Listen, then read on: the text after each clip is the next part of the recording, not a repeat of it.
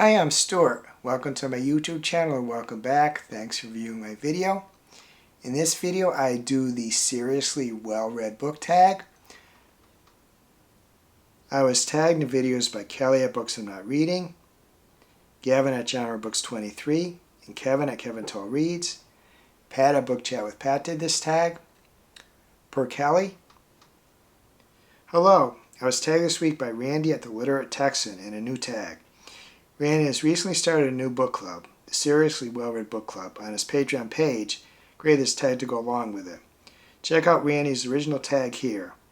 I would really love to hear from you in the comment section. If you'd like to do this tag, please consider yourself tagged, but otherwise answer some of these questions in the comment section. I'd especially love to hear what you think it means to be seriously well-read. Don't feel comfortable leaving a comment, leave an emoji, or give this video a thumbs up. I appreciate it. There are 11 prompts in this tag. The first prompt is, what book made you take reading seriously? I actually never remember not taking reading seriously. I was a serious kid and continue to be a serious adult. Took things seriously, so I think even when I always talk about the first books I remember reading were the Hardy Boys series, and I took them seriously.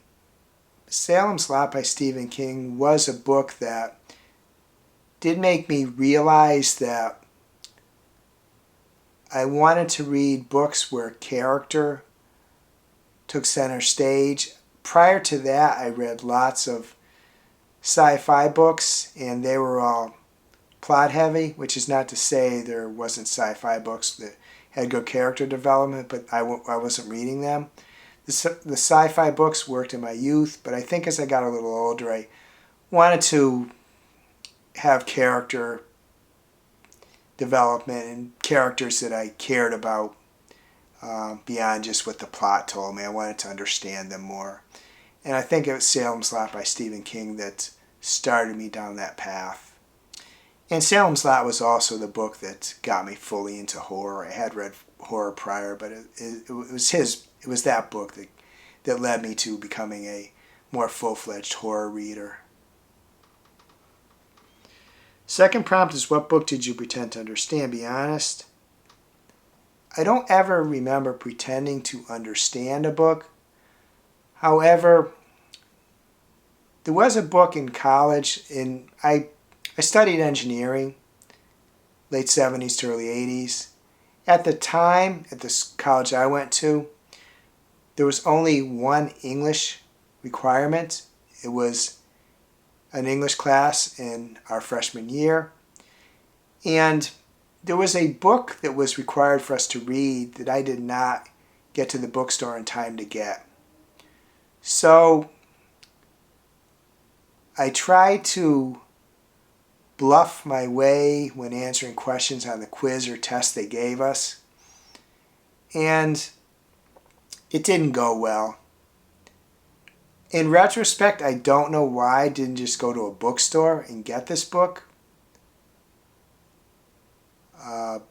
Why I didn't think of that, but I didn't. So that was something that, because I didn't get the book, I kind of tried to bluff my way through the test or quiz. I cannot remotely remember the name of that book, but I vividly remember how I tried to bluff and it didn't work.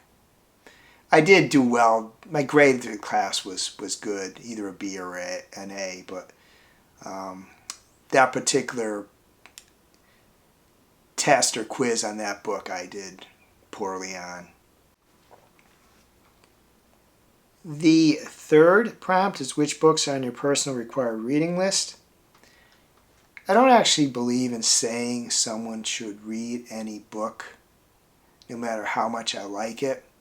I do recommend books and I tell people why I think they might like them.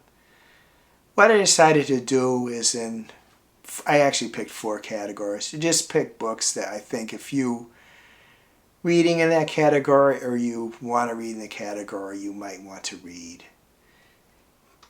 If you want to read classic sci-fi, I suggest you read War of the Worlds by H.G. Wells. If you want to read classic horror, I suggest you read Dracula by Bram Stoker. If you want to read dystopian YA, I suggest you read The Hunger Games by Suzanne Collins.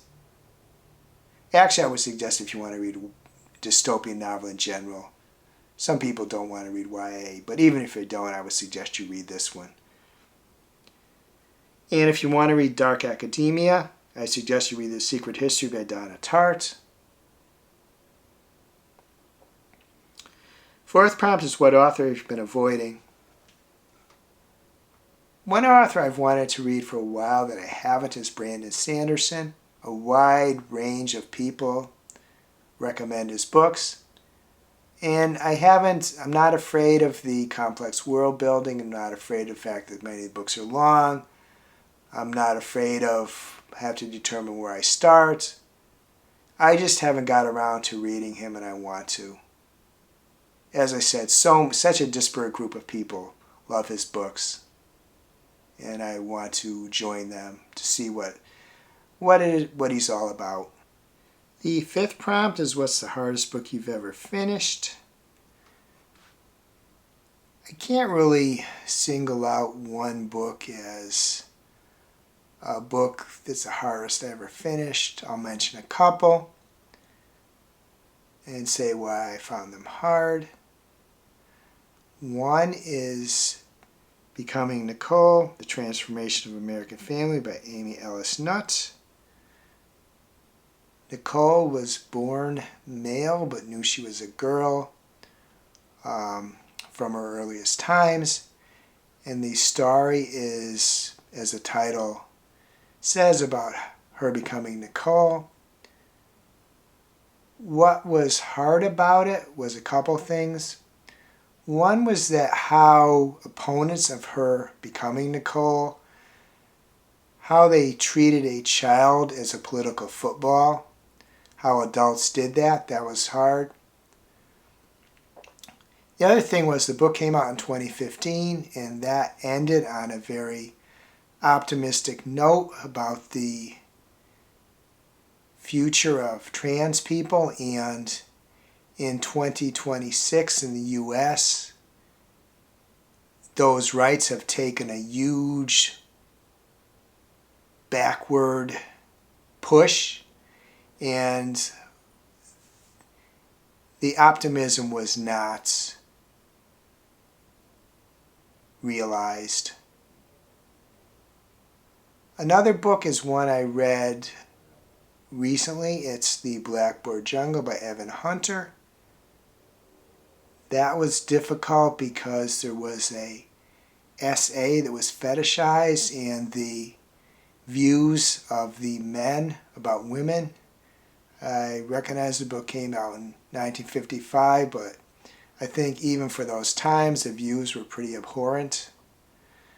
But in both cases of those books, neither of those books were ones I had to push and push and push to get through, which I think is the intent of this question. I can't really think of any book that I really had to just, every time I picked it up was really hard and the whole book was a slog. The sixth prompt is what's a book that changed how you read? I mentioned earlier about Salem's Lot by Stephen King, the book that made me realize I wanted to read books that I wanted most of the books that I read to be more character focused than just the plot heavy sci-fi that I was reading that didn't really have character development. And that book also led to me reading Danse Macabre by Stephen King. And Danse Macabre led me to try out some other sci-fi authors such as John Ferris and James Herbert and others.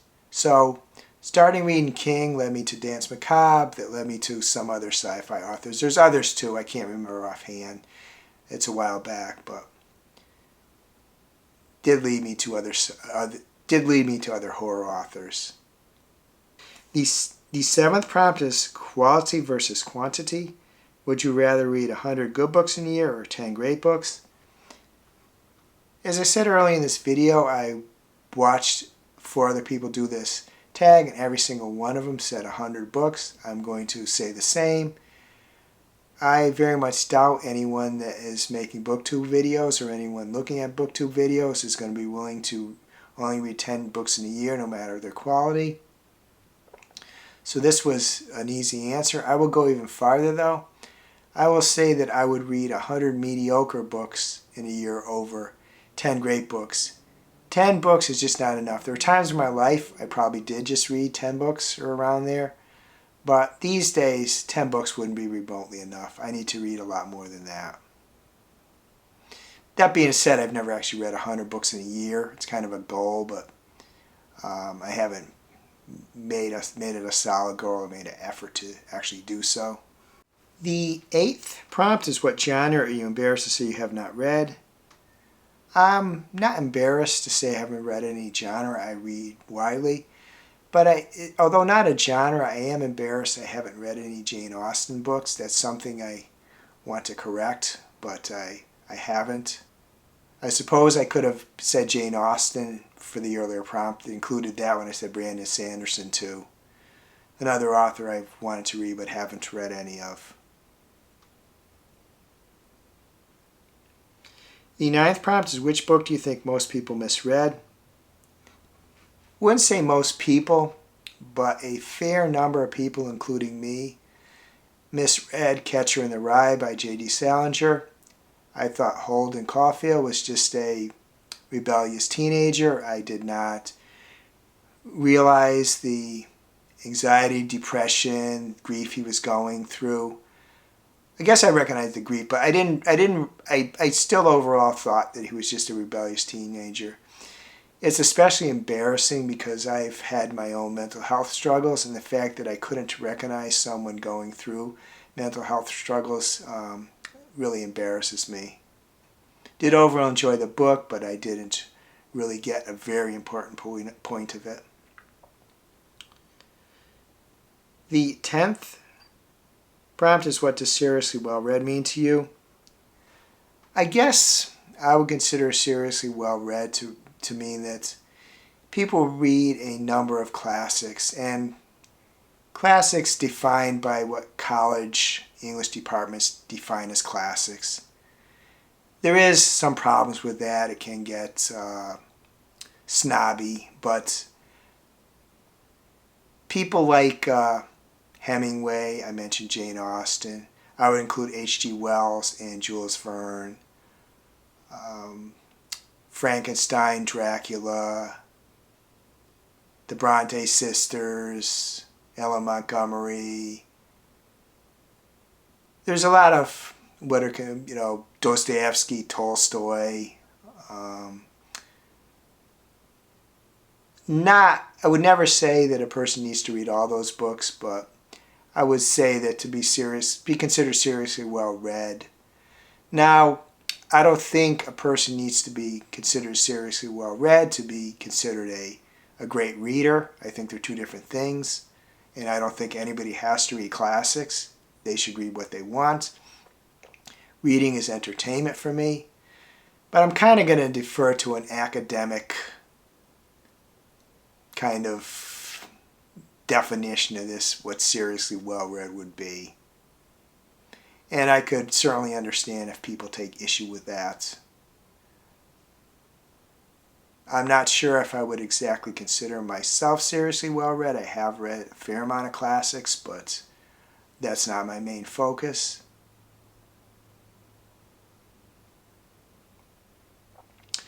The 11th prompt is, tag others. First, I tag anyone watching this video. Then I'm going to tag a bunch of people in the description of this video. If you'd like to reply to one or more of the prompts in my comments or in a video of your own, please do so. If you can't think of anything else to comment, please add an emoji of your choice. I hope you're having a wonderful reading week. I hope you're having a wonderful week in general. If you enjoyed this video, please give it a like, please subscribe. Please hit the bell to get notified when I upload future videos.